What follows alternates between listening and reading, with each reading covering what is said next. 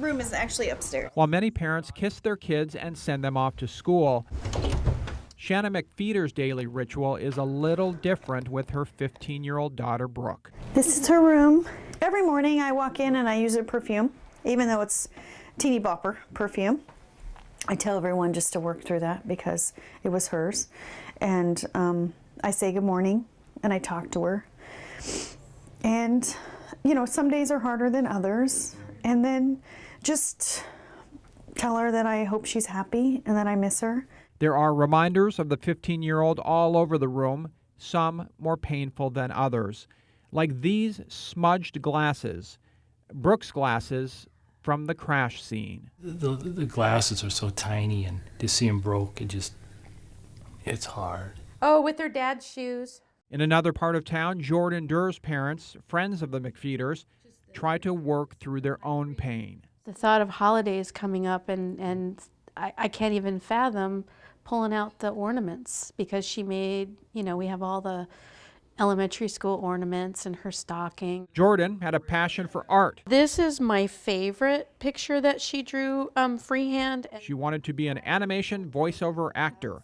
She thrived in ROTC and dreamed of traveling the world in the military. So it's just the hole that's left, that the emptiness. The emptiness. For the first time, both families sat down to talk exclusively with KTVA 11 News, saying not talking about the girls is like not remembering them. I want Brooke to be remembered as the girl that she was, the community, the giver, the positive light, rather than just the girl who was hit by a drunk driver. Brooke McFeeder's first act of philanthropy happened when she was 6. Brooke just won a posthumous award for spending 400 hours volunteering to feed needy kids at the Children's Lunchbox, and also excelled at helping others in ROTC, among many other volunteer efforts. Still, both couples find it hard to see past their pain. Can I ask you about the crash? That horrible crash. Jordan and Brooke wanted to buy jeans for the start of school. Brookie came in and said, "I love you, Daddy." I said, "All right, have fun." She skipped down the stairs and into the car. Jordan's grandmother dropped the pair off to shop, but worry set in when both families didn't hear from the girls. At 7:30 that night, Dana sent this text to Jordan asking, "Where are you?" The last text she would ever send to her daughter. A news quickly spread of a driver hitting and killing 2 pedestrians on a walking path near 88th and Abbott. I'm thinking, God, I hope it's not my daughter, you know, and I go, I'm just thinking, I was telling Dana, it's probably not them. It's probably not them. A worried mother went looking for her daughter. Then life sank after words from an officer at the scene. I'm sorry to tell you that they're deceased. And from there, it's a fog because I couldn't compute. I remember they were helping me up off the ground and moving me back to my car. The families didn't hear until later that the man who ran over their daughters, according to police, had a blood alcohol content 3 times the legal limit. We were pissed. It was anger. It was, you know. Again, it was totally unexcusable. preventable. Anger, I don't think I've really processed all of that yet because I'm still trying to deal with not seeing her every day. Families say their friends since kindergarten had so much in front of them. We lost 2 amazing souls, and their potential, they could have done anything. We feel fortunate that we had Brooklyn for 15 years. And so we just, cherish that and know that she knows that she was loved. The families want drunk drivers to remember the word forever, saying that's how long they'll feel the pain, day and night. She'd go to Mama's side first, kisses, night, love you. Then she comes to my side, you know, and lays her head on my chest, and I kiss her on the head. And, you know, and it's every night it's time to go to bed, but, you know, I'm missing that, and it's just hearing that. You know, nobody can say daddy like a little girl. And it's brutal. Go Alaska! Ow! It's another wild night in downtown Anchorage. Before bar break, another bar brawl, and many drinkers are driving home. Head and arm are hanging out of the car. He is all over the place. So many drivers with the potential to cause the city's next tragedy.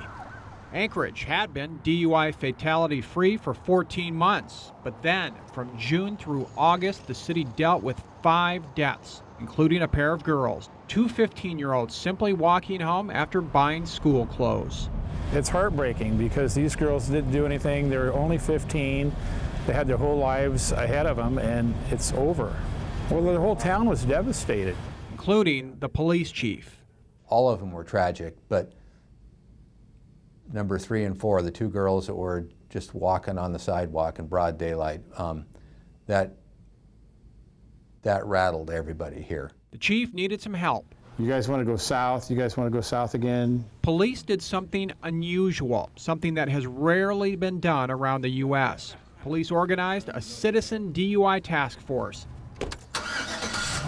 made up of residents, Over the left line, volunteers. over the right line. For several hours overnight, we tagged along with them. California plate. On their own time, friends and neighbors cruise Anchorage streets looking for suspected drunk drivers. But on the very first night the task force hit the street, Anchorage saw yet another suspected drunk driving death, something that clearly upset the chief. That really frustrated me. You know, all that we'd put into it, and right off the bat, we had our 5th.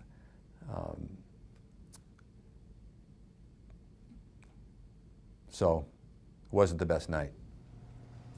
Can anybody share with us what your definition of a field sobriety test would be? It's plenty of motivation for concerned Alaskans to stop it from happening again. To be out here, volunteers have to go through a 13-week police citizen academy, but have no police authority on the street. They ride in pairs. When they see erratic driving, the passenger will write down a plate number 944. and call 911. All right, this is CA4. We're outbound Glen. He's been hitting the rumble strip. Drunk drivers will never see the patrol coming. That's because they use their own cars while out hunting. Your stealth mode. I mean, they don't know. They may look behind and not see a police Yeah, they don't officer, see a police car. but they so see you. They see us, but they don't know it's us.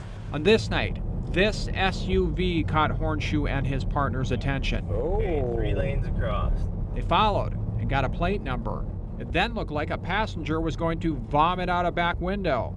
Hornshoe called 911. Audi hatchback. Audi hatchback. We got like the passenger's got his head out, hanging out the window. Now, what you're about to see turned out to be quite ironic. Hornshoe and his partner were hoping an officer would arrive. Fortunately, we had a big site at the Avenue Bar. During the 911 call, police were called to a fight at a downtown bar. Check out where the SUV ends up, right next to where the fight is reported, right next to squad cars.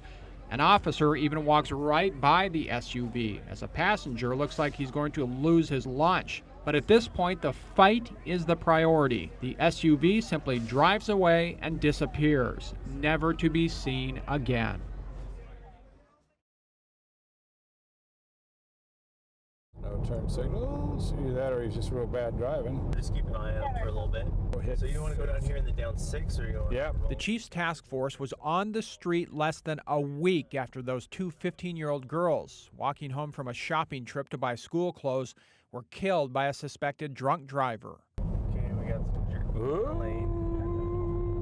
After midnight on September 14th, task force member Nick Hornshoe was riding with his partner when they spotted a car leaving a downtown bar weaving on the road. 30 and a 40. Let's give him a call. Whoop. He's over the lane there. Hornshoe makes the call. 911, what's the location of the emergency? We're eastbound on 5th Avenue. Police tell them that officers are nearby. Oh, he's taking Boniface. No turn signal. Just hit the brakes to take the turns. Police close in. There's the unit. And just before the gate at J-Bear, one officer flips on his lights. Roadside, they test his coordination. Police command him to stand in one spot while lifting one leg in the air.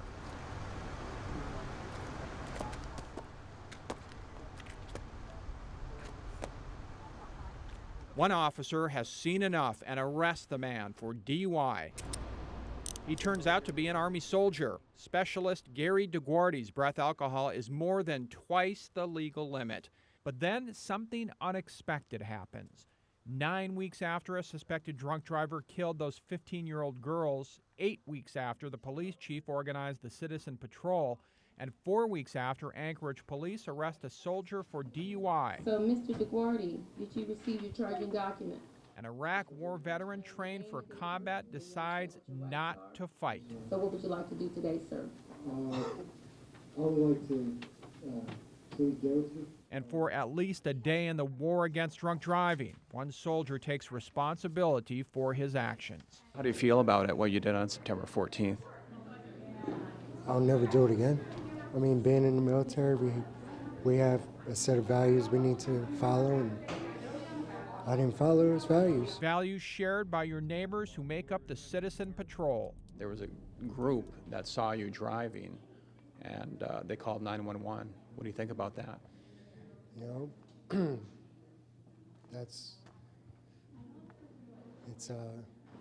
I'm glad they did, because that probably saved me and my buddy's life. Saving lives, one DUI bust at a time.